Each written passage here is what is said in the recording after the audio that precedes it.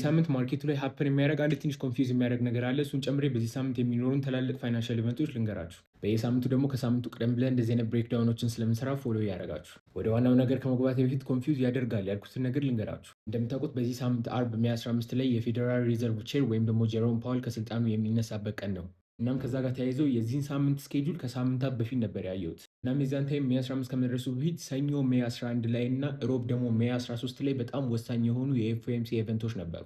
በተለይ ደግሞ ሰኞ ሜይ 11 የጀሮም ፓወልን ቦታ ሊወስድ እጩ የሆነው የኬቪን ዋሽ በጣም ወሳኝ የሆነ በጣም ብዙ ሰው ሲጠብቀው የነበረው ቴስቲሞኒ ለዚህን ቀን ስኬጁል ተደርጎ ነበር እና እነዚህ ሁለቱ ኢቨንቶች ካንሰል ተደርገው ማክሰኞ ላይ ብቻ ለእነዚህ ኖሚኒዎች ቮት የሚሰጥበት ቀን ይሆናል። እዛም ከዚህ ጋር ተያይዞ ማርኬቱ ላይ አንሰርቴኒቲ ተፈጥሯል። እኛም እንደዚህ ነገር ኤክስፔሪንስ ስናደርግ የመጀመሪያችን ስለሆነ ምን እንደሚፈጠር አብረን የምናየው ይሆናል። ከዛ በተረፈ ግን ሳምንታችን ላይ ማክሰኞና እሮብ በተከታታይ የሲፒአይ እና የፒፒአይ ቀን ይሆናል። ሐሙስም እንደምታዩት የሪቴል ሴልስ ቀን ነው። ሰኞና አርብ ላይ ምንም አይኖርም ማለት ነው። ወደ ኤርኒንግ ስንመጣ ከሰኞ እስከ አርብ ድረስ በጣም ብዙ የኤርኒንግ ሪፖርቶች አሉ። ነገር ግን ሜጀር የሆኑት ኦልሬዲ ሪፖርታቸውን ስላሳወቁ እስከዚህም ኢምፓክት የሚኖረው አይኖርም። ሳምንቱ እንግዲህ ይሄንን ይመስላል። በጣም መልካም ሳምንት ይሁንላችሁ። ላይክ አርጉ፣ ሼር አርጉ፣ ፎሎ ምናምን እያደረጋችሁ